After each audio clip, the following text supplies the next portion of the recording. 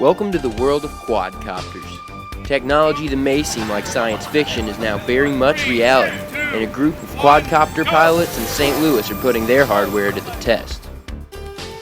This is FPV Racing. FPV is first-person view. So literally it is what the helicopter is seeing through the camera is what you're seeing on the goggles in real time.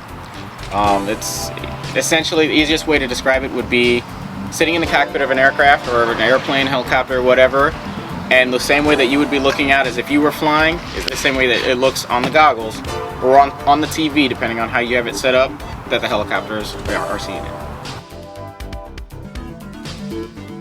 These are a fully immersive set of goggles, and what these actually have is a small TV screen in the back side and then a specialized lens that kind of wraps it all the way around, so it's just like you and me looking at each other. It's got the receiver on the top, so it pulls the signal that the helicopter's putting out, and it transmits that over to video to where I can see what the helicopter sees.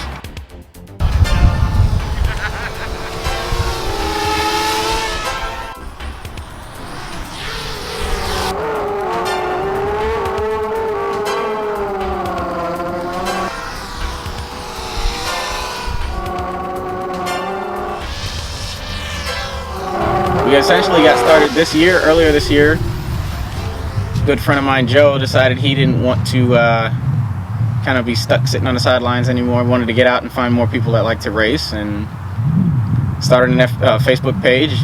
We all started kind of communicating through that, started linking up. You know, went from like 3 or 5 guys, or started off as 3. It was Joe, myself, and Aaron, and then we ended up going from 3 to like 10, and from 10 we're at 150-160 people right now on our group, and it just grows every day. The more people that we expose it to try and actually explain the hobby and stuff, the more people get interested and they want to get out there and get their own and start flying and everything else. I got my receiver smashed down underneath my flight controller, and then you have to add your camera and your antenna system. But you can buy kits and put them on. Law enforcement has actually gotten to go ahead up north to start using them for like crowd control and stuff, only for non-lethal things, and they actually are starting to use drones up there. Otherwise, is these quadcopters, a lot of them are being used more for like hobby, for photographing, and even some for search and rescue. There's new technologies coming out that it's incorporating stuff for smaller packages, more cleaner, more efficient packages and stuff, better batteries, better transmitters, even the better goggles and stuff to make it to where the experience is more immersive and it's more realistic. And I don't see it slowing down anytime soon.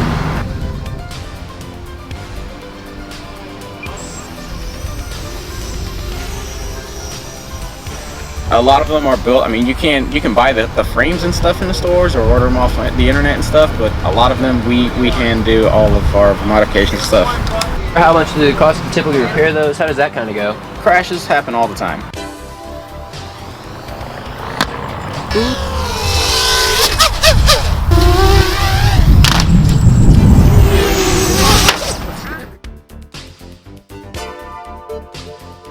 It's the nature of the sport, and this literally is a sport. Average cost for quadcopters anywhere from $150, and it can get up as high as $1,500 to $2,000. It just depends on what it is you want to do.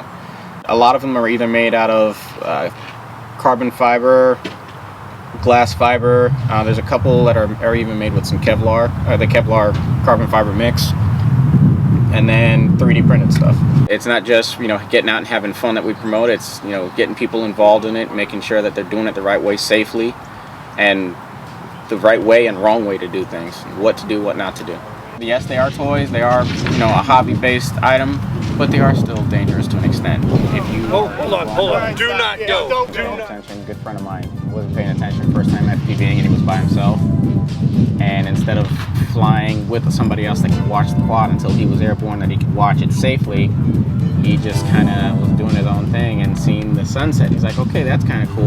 Didn't realize the helicopter was coming straight to him, and it ended up chewing up his face. The best way to actually understand it and to get involved with it, or to even get into it, is to actually come to an event, sit down with a pilot after they're done racing. Don't try to bug them and interrupt them while they're flying, because that actually can be hazardous too.